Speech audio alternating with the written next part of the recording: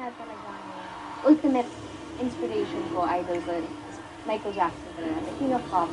Alam mo yung his aura kasi is napaka-positive eh. Saka, when he sings, talagang mararamdaman mo sa puso mo eh. Yung connection niya, mararamdaman mo na galing sa puso niya yung pagkanta niya. Nung bata ako, sabi ko, goodness, gusto kong ganyan. Yung galing niya as a performer, yun ang gusto kong ma-achieve.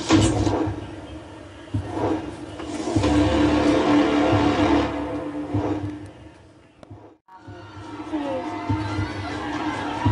dumating yung pagkakataon na gusto ko na rin mag-give up. Kung nag-give up ako, hindi ko mararating.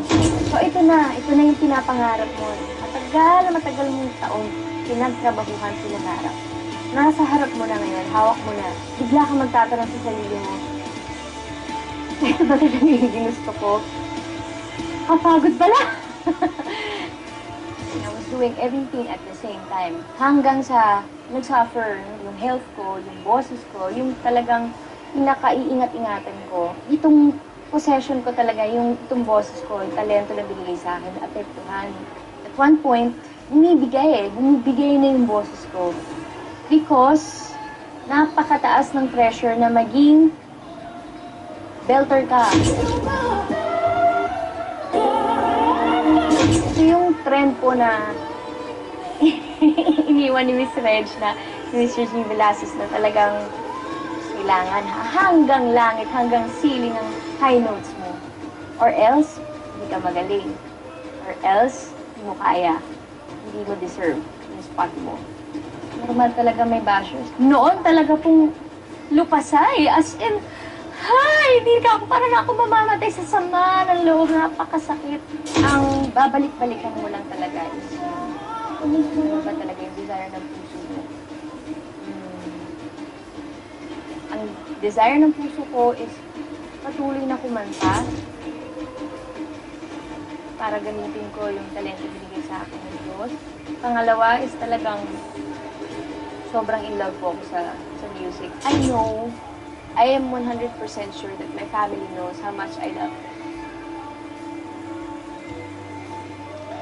Buhay ko sila eh. Ang pamilya ko ay buhay ko.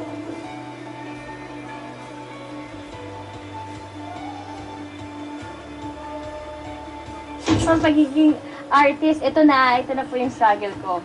Nanonood ako ng concert ni Sarah Geronimo, pero 70% ng concert niya or 60% ng concert niya covers. Bakit hindi natin pahalagahan yung sarili nating musika? Dumating sa point na may sarili naman akong mga kanta. May sarili akong mga album. Bakit ibang kanta ang gusto nila ipakanta sa akin? Sabi ko, bakit hindi ko yung gawin para sa susunod kong concert? 80%, 90% ng show, sarili kong kanta. At may kaba po doon. As we reintroduce the songs, iba yung impact, bagong impact, mas ma-appreciate ng mga tao. I'm Sarah Geronimo. Let's take it from the top.